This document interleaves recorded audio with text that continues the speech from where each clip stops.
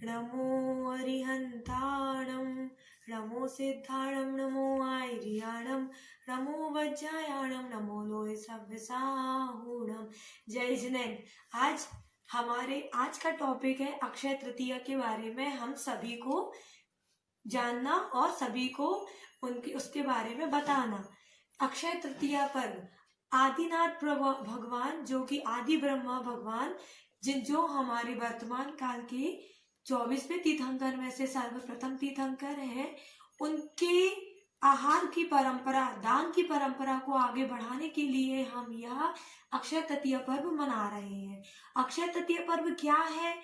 अक्षय तृतीया पर्व आदिनाथ भगवान के बारे में है, जो आदिनाथ भगवान का जन्म तृतीय काल में हुआ। हुंडा सर्पणी दोष के कारण तीर्थंकरों का जन्म वैसे चतुर्थ काल में ही होता है, लेकिन उनका जन्म तृतीय काल में हुआ। तृतीय काल में आदिनाथ भगवान का जन्म होने के बाद जहाँ पर तृतीय काल जिसमें भोग भूमि रहती है, भोग भूमि होने के कारण वहां पर कल्प वृक्षों के द्वारा सभी भोगों को और रहा जाता है। वहां पर जब ऐसा आगे बढ़ा, तृतीय काल समाप्त हुआ, कल्प वृक्ष से फल मिलना समाप्त हुए, तो सब जो जनता थी वो घबराने लगी और उसके आगे क्या हुआ, जो उन्होंने आदिनाथ भगवान से असी मसी कृषि शिल्प विद्या वाणिज्य ऐसी 6 कला का उपदेश आदिनाथ भगवान ने दिया। आदिनाथ भगवान ने जो ये 6 कला का उपदेश दिया, उसके बाद उन्होंने दीक्षा धारण की। उन्होंने दीक्षा चैत्र कृष्ण तृतीया, चैत्र शुक्ल तृतीया के दिन उन्होंने दीक्षा ली। दीक्षा लेने के बाद उन्होंने 6 महीने तक तप किया, ध्यान किया। ध्यान करने के बाद जब वे आहार के लिए निकले, क्योंकि कोई भी हो, भगवान हो, तीर्थंकर हो, वो तो आहारों के लिए निकलेंगे ही।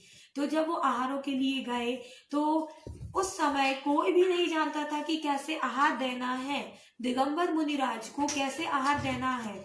तो वहां पर किसी ने कहा कि हमारे घर आइए, कि मुनिराज है आप हमारे यहाँ आइए। तो जो नवदा भक्ति पूर्वक आहार देने का जो एक प्रक्रिया होती है वह कोई नहीं जानता था। ऐसे में वहाँ आदिनाथ भगवान जो मुनिराज थे, आदिनाथ मुनिराज, वे आहारों के लिए तो गए, लेकिन आहार विधि न मिलने के कारण वे वापस आ गए।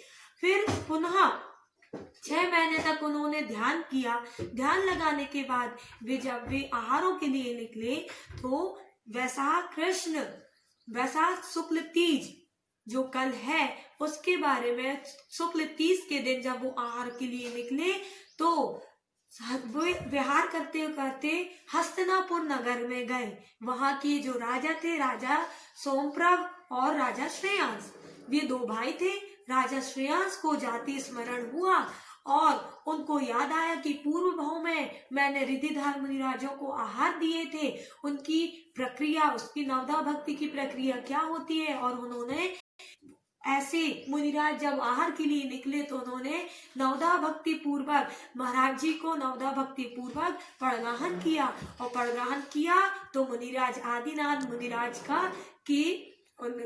का पड़गाहन राजा श्रेयांस और सोम के यहाँ हुआ।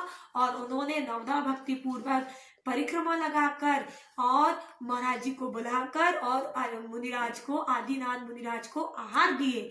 आहार देने के बाद आहार में उन्होंने इक्षु रस का आहार दिया और आदिनाथ मुनिराज ने केवल मात्र 3 अंजुलि इक्षु रस का आहार लेकर के और उन्होंने आहार प्रक्रिया संपन्न हुई। यह दिन अक्षय तृतीया के दिन के रूप में मनाया जाने लगा।